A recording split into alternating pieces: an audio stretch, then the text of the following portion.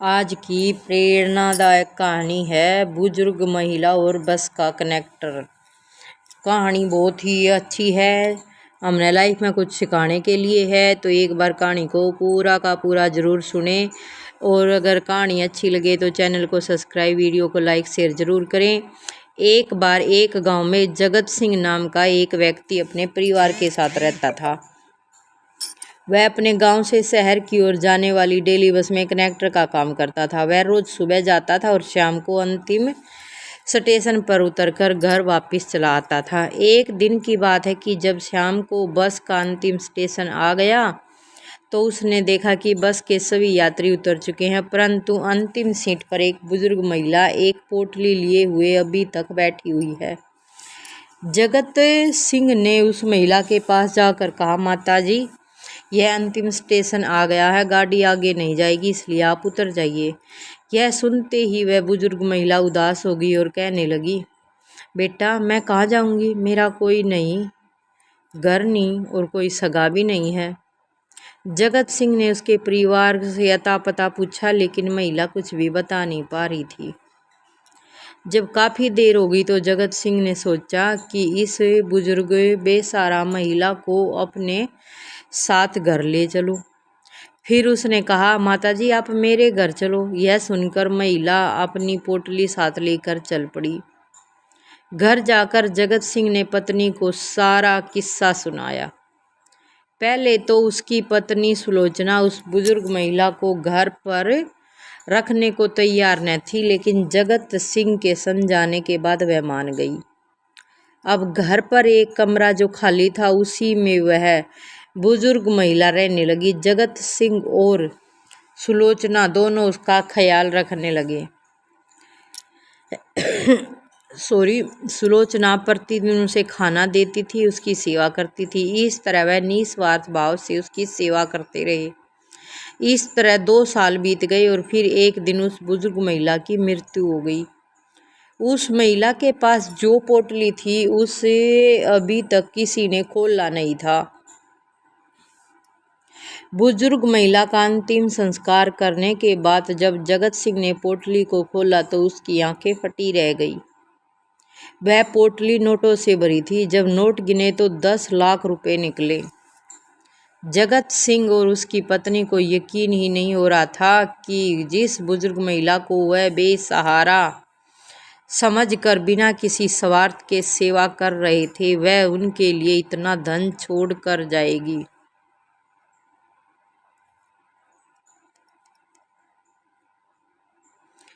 मनुष्य द्वारा समाज व देश में समय समय पर अनेक प्रकार की सेवाएं की जाती हैं, लेकिन उनमें यदि प्रत्यक्ष या अप्रत्यक्ष रूप बड़ी स्वार्थ कहीं स्वार्थ छुपा हुआ हो तो वह सेवा नहीं कहलाती। धर्म ग्रंथों के अनुसार अपने तन मन धन का अभिमान त्याग कर निष्काम व निस्वार्थ सेवा से की गई सेवा ही फलदायी साबित होती है। निस्वार्थ भाव की सेवा से प्रभु भक्ति का उत्कृष्ट नमूना है।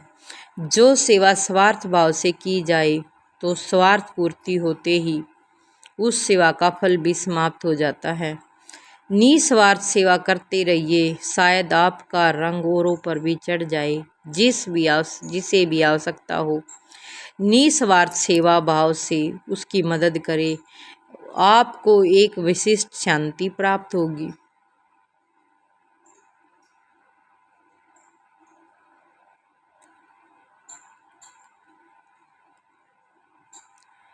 सदैव प्रसन्न रहिए, खुश रहिए। जो प्राप्त है उसी में पर्याप्त, जो प्राप्त है वो पर्याप्त है। मन मना भाव, अपने मन से ये बातें निकाल दो, जो भी कुछ है नहीं है।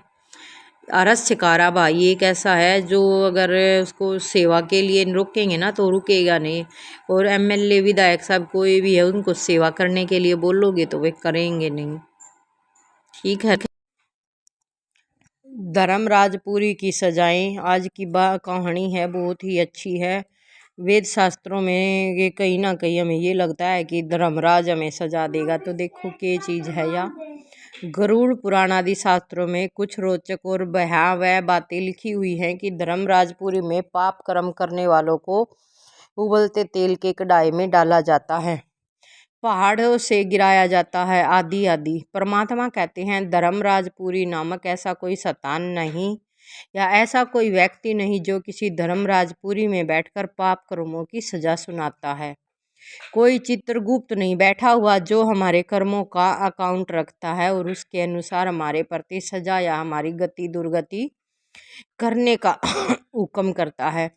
ऐसा नहीं कि यमदूत आते हैं प्राण लेने, यमदूत जैसा कहीं कुछ होता ही नहीं है। लोगों के मन में एक भय बैठा रखा है ताकि वे गलत काम ना करें, गलत काम माता डरकन या दुनिया बची रहे। तो पूरा ज्ञान जानन खातर देखियो पूरी कहानी तो जरूर सुननी पड़ेगी। यह सब बातें इसलिए की हुई है कि लोग पाप कर्म करने से डरें। ज्ञान का सागर निराकार परम पिता परमात्मा स्वयं इन बातों का स्पष्टीकरण करते हैं। कहते हैं धर्मराजपुरी कोई शैतान नहीं है, सजाओं का अनुभव ही धर्मराजपुरी है। जब जब आत्मा सजाओं का अनुभव करती है, धर्मराजपुरी की सजा भुगत रही है। हमारे किए हुए अच्छे या बुरे कर्म आत्मा में रिकॉर्डिंग रहते हैं। कर्मों की सजा कोई देगा नहीं, ऑटोमेटिक मशीनरी की तरह कर्म काम करेंगे। जैसा करेंगे कई गुना होकर ऑटोमेटिकली मिलना ही है। पाप कर्म करने वाले तड़पते हुए शरीर छोड़ेंगे और तब बाबा जो अभी बाप की तरह पालना दे रहे हैं, टीचर की तरह शिक्षा दे रहा है, वह साक्षी हो जाएगा। इससे बड़ी क्या सजा होगी, क्या सजा होगी जब मरते टाइम ती किलकारी लगेंगी। घर वाले खुद मारे सगे संबंधी नू कहेंगे कि ए भगवान ठाले इसने, ए भगवान कर दे इसका शरीर पूरा। किते गैस बोलेंगे, किते खागड़ते ही थारे नाम का दाना चराया जाओगा। तो इसे कर्म क्यों करो हो।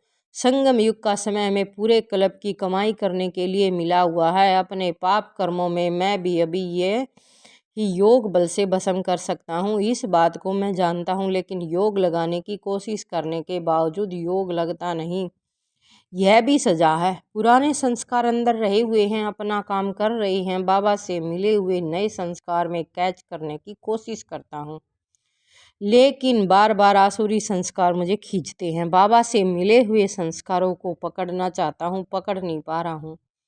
यह सब सजा है। बाबा कहते हैं एक तरफ पुराने छोड़े जाओ, नए संस्कार धारण करते रहो। नियंत्रण अभ्यास के द्वारा सूक्ष्म सजाओं से मुक्ति मिल सकती है।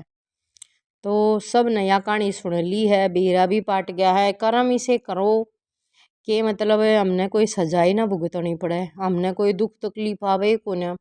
पहले रे कर्मा में तो जो कर लिए सो कर लिए, ईबे भी क्यों करो जानबूझ के। कई बार तो ना हमारा दिल भी नहीं मानता उन चीज़ जाती वो भी कर दिया। हाँ, वीडियो अच्छी लगी हो तो कमेंट शेयर ज़रूर करो।